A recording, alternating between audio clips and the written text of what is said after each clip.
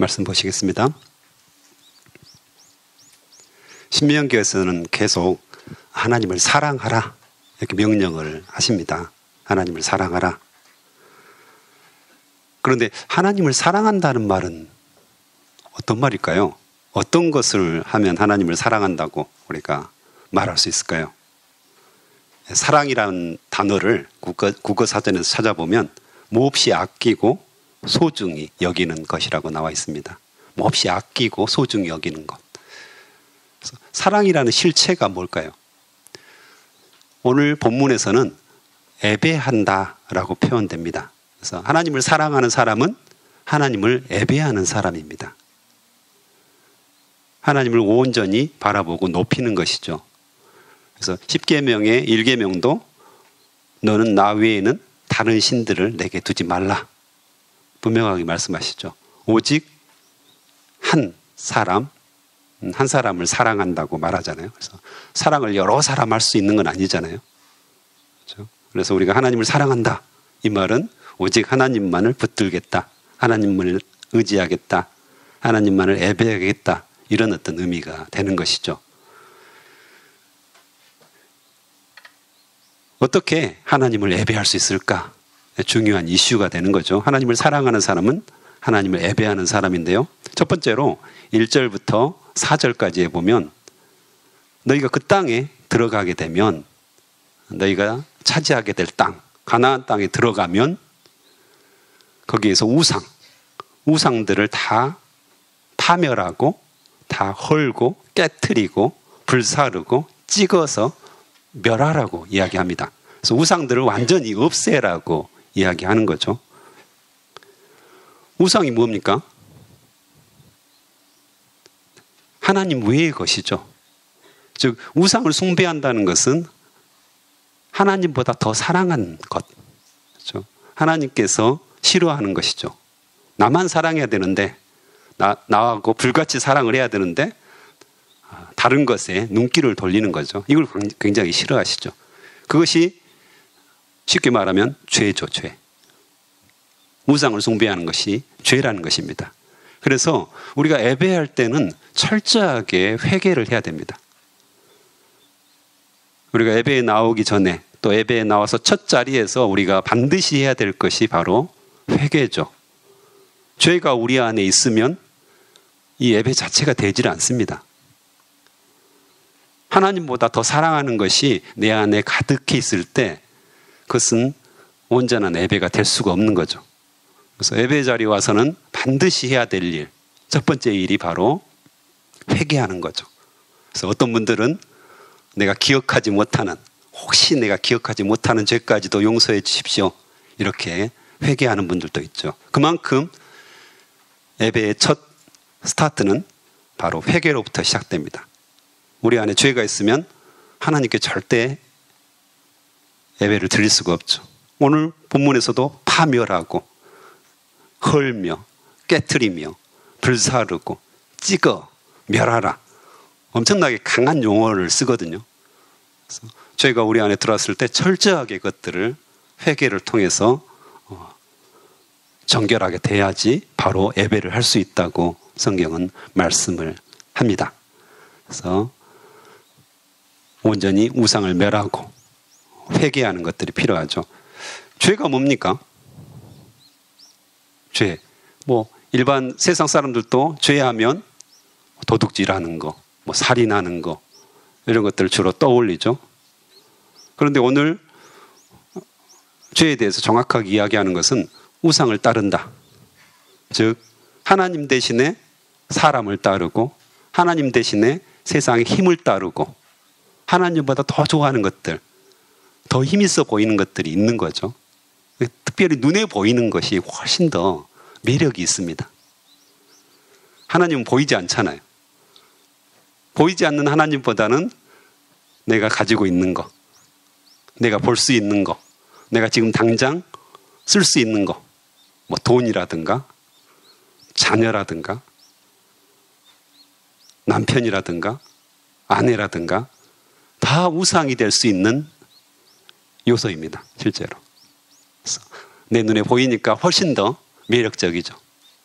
근데 보이지 않는 하나님께 의지하고 보이지 않는 하나님께 우리의 모든 것을 맡긴다는 것은 굉장히 부담스러운 거죠.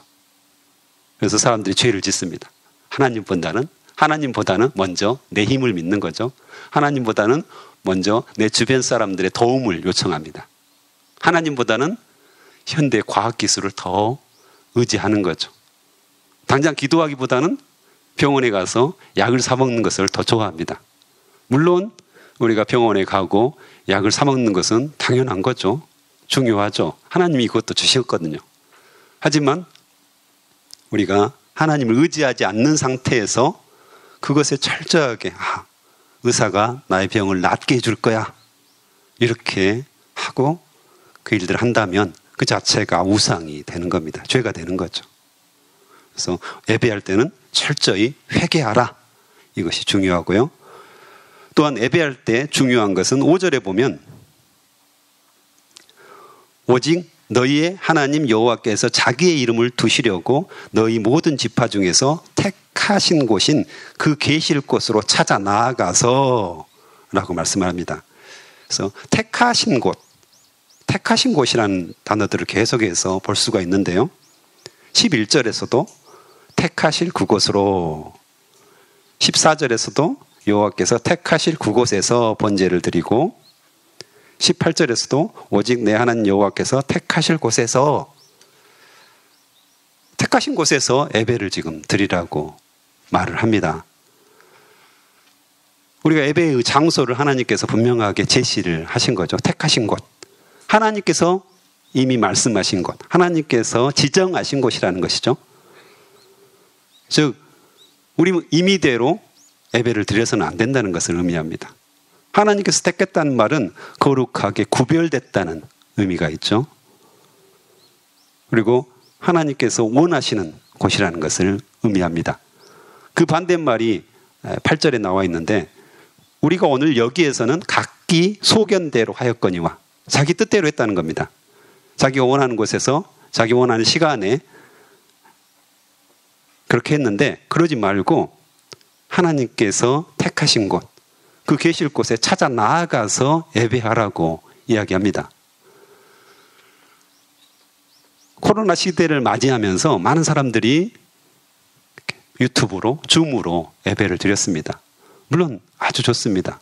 그곳에 하나님께서 임재하십니다. 하지만 우리가 성경을 좀 더 깊이 있게 보다 보면 하나님께서 원하시는 것은 모이기를 힘쓰라고 합니다.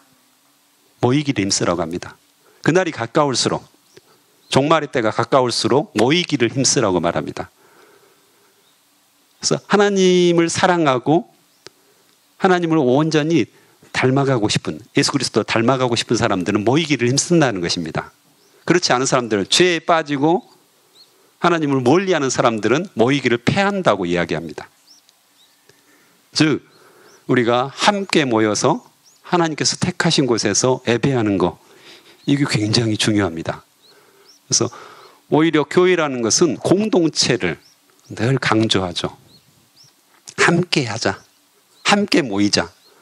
우리가 장결자들, 교회로부터 많이 멀어진 사람들을 보면 그 특징이 나타납니다. 모이기를 패합니다. 교회에 오는 것들이 부담스럽고 교회에 오는 것들이 의미가 없습니다.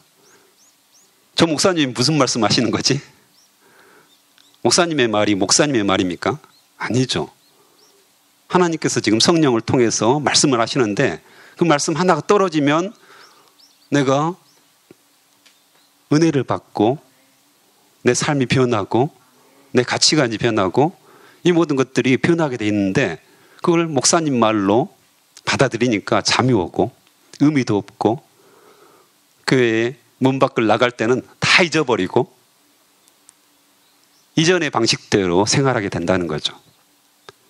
어쨌든 교회는 그리스도의 몸이고 예배할 때는 반드시 함께 모이는, 그래서 두세 사람이 모인 것에 내가 함께 하겠다고 약속하시거든요. 그래서 우리가 일부러 이렇게 새벽 기도에 오잖아요. 혼자서 기도하실 수 있잖아요. 맞죠? 일어나서 골방에서 기도하고 하나님을 만나는 것은 충분히 가능한 일입니다. 하지만 왜 굳이 우리가 어려운 발걸음을 교회에 드린 겁니까? 바로 하나님께서 택하신 곳, 하나님께서 택하신 공동체가 있는 곳, 함께 예배하는 곳, 굉장히 중요하게 하나님께서는 여기십니다. 물론 신약에 보면 이 사마리아 여인을 예수님께서 만나시잖아요. 그래서 우리가 이 사마리아 산에서 예배해야 됩니까? 예루살렘에서 예배해야 됩니까? 이렇게 물어봤을 때 물론 하나님께서는 장소가 중요하지 않다 말씀하시죠. 장소가 중요한 게 아니라 성령 안에서 진리 안에서 예배하라 이렇게 분명하게 말씀을 하십니다. 어쨌든 이 구약 시대에는 장소, 그것을 공동체와 연결해서 함께 모이는 것들이 얼만큼 중요한지 이렇게 이야기를 계속 하십니다. 그래서 현대 사회가 계속해서 발달하면서 죄가 많아졌다 이렇게 이야기를 하잖아요. 그 대표적인 현상이 바로 공동체성이 파괴됩니다. 어떠세요? 느껴지지 않으세요? 우리 어렸을 때하고 지금하고 공동체성이 어떨까요? 더 강화됐을까요? 아니면 혼자 있는 시간들이 더 많아졌을까요? 금방 드러납니다. 그만큼 이 대한민국이 죄가 넘쳐난다는 것을 쉽게 알 수가 있습니다. 공동체가 깨지고 개인주의, 이기주의 이런 것들이 훨씬 더 늘어나고 있는 거죠. 저는 혼자 예배할 수 있습니다 라고 하는 분들을 종종 만나게 됩니다. 내 안에 예수님이 살아계시니까 혼자서 예배할 수 있습니다. 그런 분들에게 이 모닥불 비유를 많이 이야기하죠. 우리가 캠핑 가서 모닥불을 피우잖아요. 그럼 장작을 여러 개를 쌓아놓고 불을 붙이면 잘 타죠. 엄청 잘 타는데 그 모닥불을 하나를, 그 나무토목 하나를, 장작을 하나를 밖으로 딱 내어놓으면 어떻게 될까요? 불타고 있던 이 장작이 꺼지는 거죠. 꺼지는 거죠. 또 그 장작을 이 장작 더미에, 불타는 장작 더미에 딱 올려놓으면 어떻게 될까요? 잘 타죠. 똑같은 장작인데 밖으로 내어놓으면 꺼지고요. 장작불 안쪽으로 넣어놓으면 잘 탑니다. 마찬가지입니다. 우리의 신앙도 나 혼자 잘 할 수 있을 것 같은데 그건 성경의 원리가 아니거든요. 성경의 원리가 아닌 것을 우리가 억지로 하게 되면 당연히 우리의 신앙은 하나님으로부터 멀어지게 되죠. 그래서 하나님을 사랑하는 자는 택하신 곳에 함께 모여서 예배를 드립니다. 중요하죠. 그 다음에 또 우리는 어떻게 예배를 드려야 될까요? 세 번째로 6절에 보면 11조, 소원제, 낙헌예물, 번제, 처음 난 것들 너희는 그리로 가져다가 드리고라고 말합니다. 드리고. 우리의 예배의 필수적인 요소는 드림, 헌신이라고 보통 말하죠. 하나님을 내가 사랑하기 때문에 드리는 겁니다. 내가 하나님을 사랑하기 때문에 헌신을 하는 겁니다. 종종 직분을 맡은 사람들이 어려워하죠. 물론 힘듭니다. 아침 일찍부터 나와서 주일날 어떨 때는 밤늦게까지 있어야 되고 계속해서 뭔가를 해야 됩니다. 우리 청년부도 지금 요즘 오성경이 읽어지네 구역편을 하고 있는데 2시 반부터 4시 반까지 굉장하죠. 교회 봉사 아침부터 해가지고 이때 강의를 들어야 되는 거죠. 얼마나 힘들겠습니까? 강의하는 저도 막 입이 안 떨어질 때가 있는데 앉아서 듣는 사람들 아침부터 봉사를 하고 거기 들어와서 예배를 드리고 말씀을 드려야 되는데 보통 일이 아니죠. 그런데 하나님께서 기뻐하시는 일이기 때문에 우리가 하는 거죠. 드리고 헌신하고 하나님을 더 사랑하기 때문에 더 알고자 하는 마음, 하나님이 어떤 분이신가를 알고자 하는 마음이 있기 때문에 거기에 앉아 있는 것입니다. 그래서 하나님을 사랑하는 사람은 드림, 헌신이 있습니다. 그래서 감사와 찬송이 넘치는 거죠. 하나님이 다 주셨어. 하나님께서 다 행하셨어. 라고 고백하는 순간 근심 걱정이 사라지고 감사와 찬송이 넘치는 거죠. 이거 문자적으로 그렇지라고 표현되지만 어쨌든 예배하는 사람, 하나님께 드리는 사람, 하나님께 헌신하는 사람들은 다 알고 있습니다. 그 효과가 어떤 것인지.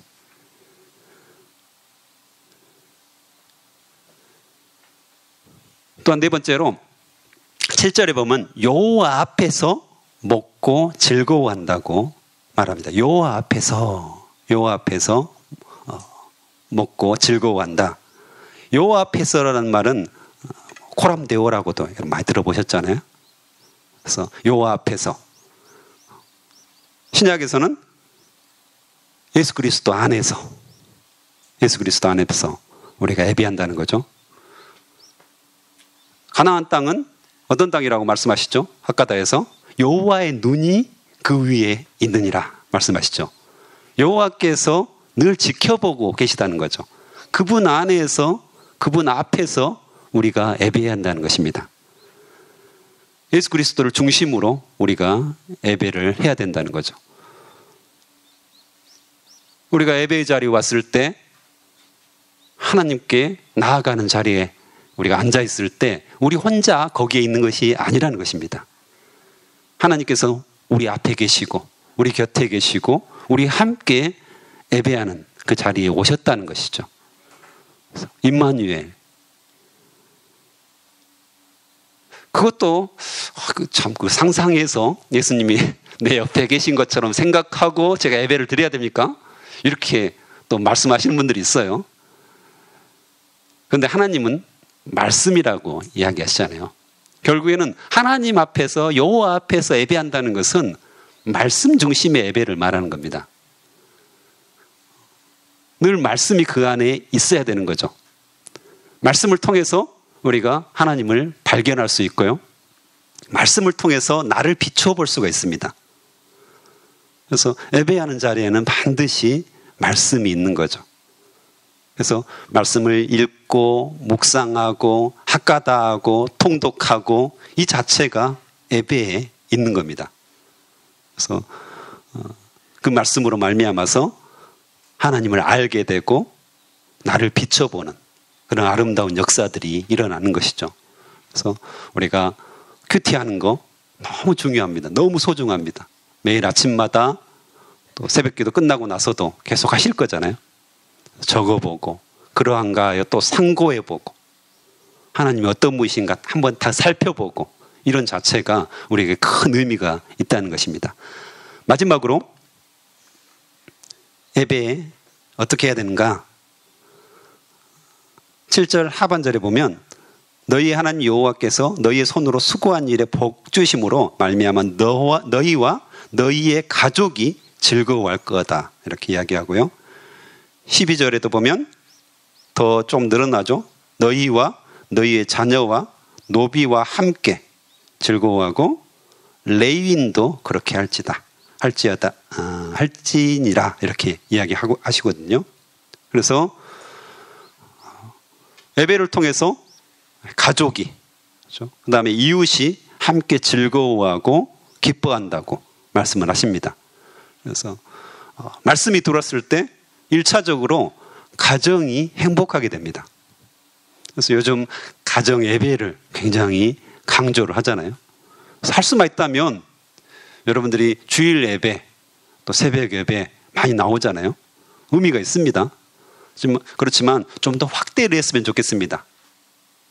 일주일에 1시간이라도 2시간이라도 일주일에 한 번이라도 2번이라도 가정에서 아이들과 함께 예배를 했으면 좋겠습니다. 가정에서 예배하면 가정이 바로 하나님이 택하신 곳, 하나님께서 천국으로 만들어 주십니다. 할렐루야. 여러분 가정이 천국이 되기를 원하시죠? 하나님이 그것을 택하시기를 원하시죠? 그곳에서 예배가 드려진다면 이보다 더 좋은 일이 어디 있습니까? 그런데 사단이 싫어하죠. 사단이 가장 싫어하는 일입니다. 하나님을 사랑하는 거, 우리 가정이 천국이 되고 이곳에서 하나님의 사랑이 이야기되어지고 말씀이 선포되어지고 찬송이 넘치는 것은 사단이 가장 싫어합니다. 그냥 텔레비전 멍하니 보고 있다가 자, 사탄의 전략이죠. 물론 여러 가지 이유가 있었지만 저희 집은 텔레비전이 없습니다. 신혼 때부터 없앴는데 텔레비전이 우상이 될 때가 있습니다. 가족들이 앉아가지고 말씀 보고 예배하고 그 정도 아니더라도 서로 하루 동안 되어졌던 이야기들 좀 함께 대화도 할 수 있는데 텔레비전이 딱 있으면 어떻습니까? 많은 가정들이 그러죠. 소파에 앉아가지고 편안히 앉아서 텔레비전만 집중하고 있습니다. 그러다 보니까 우리 가정이 하나님의 임재가 아니라 오히려 세상이 판치는, 세상에 힘이 들어와 버리는. 그래서 아무리 교회에서 가르쳐도 가정에 있는 시간들이 훨씬 많잖아요. 그것이 세상이 지배하는 것이 되었고 힘이 지배하는 것이 되어버렸고 부모님도 은연중에 그것을 허용하는 거죠. 막지 않고 허용해버리고 이것이 세상이야. 원래 이렇게 사는 거야. 교회의 말씀, 하나님의 말씀, 그건 참고사항이야. 이렇게 은연중에 아이들에게 가르치고 있는 거죠. 그것이 비극이 됩니다. 초등학교 때, 중학교 때까지, 고등학교 때까지는 먹힙니다.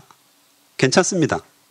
그래서 부모님이 영향권에 있기 때문에 교회도 나오고 말씀도 보는 것 같고 학가다도 하는 것 같고 하지만 성인이 되고 대학생이 되면 완전 상황이 달라집니다. 그래서 많은 부모님들이 안타까워하시죠.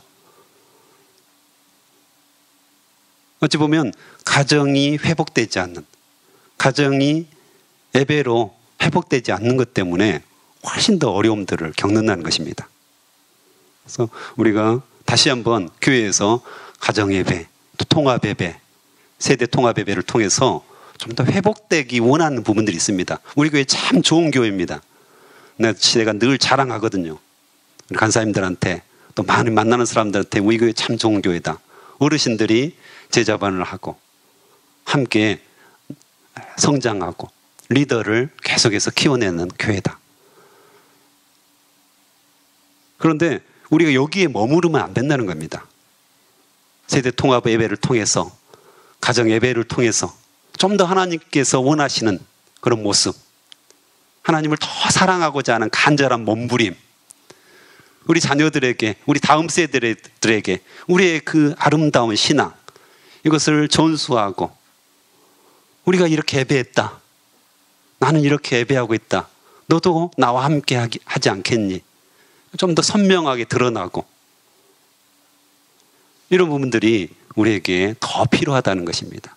그러면 하나님께서 이 택하신 곳, 이 광산교회에서 계속해서 역사를 하실 거라고 확신합니다. 조금 전에 예수님께서 사마리아 여인을 만나서 이야기하신 거 요한복음 4장 23절에 나와 있는데 이렇게 말씀하십니다. 아버지께서 참되게 예배하는 자들은 영과 진리로 예배할 때가 오나니 곧 이때라. 아버지께서는 자기에게 이렇게 예배하는 자들을 찾으시느니라. 아멘. 영과 진리로, 성령 안에서, 진리 안에서. 원어를 더 세밀하게 해석을 하면 그렇습니다. 성령과 진리 안에서 예배할 때랍니다. 그래서 죄를 버리고 성령 충만하여서 성령 안에서 예배하는 것이고요. 진리, 말씀 안에서 우리가 예배하는 것들을 하나님께서 기뻐하십니다. 그래서 이 시간 우리 함께 기도했으면 좋겠습니다.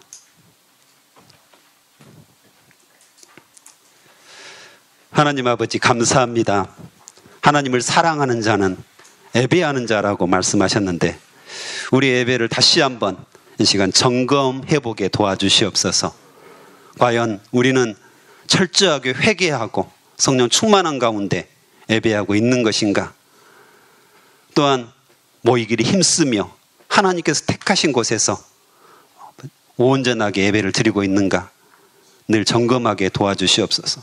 또한 하나님 안에서 예수 그리스도 안에서 말씀으로 우리가 예배하고 있는지 또한 발견할 수 있도록 주여 인도하여 주시옵소서. 또한 가정이 계속해서 어려워지고 있는데 이 가정에서 우리의 예배가 회복되어지고 그 회복된 즐거움이 우리 가정에서 있게 도와주시옵소서. 예배의 회복으로 말미암아 가정에서 큰 기쁨이 넘칠 수 있도록 주님 인도하여 주시옵소서.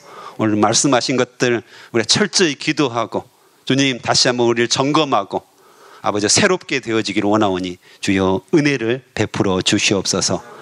감사합니다. 예수님의 이름으로 기도합니다. 아멘.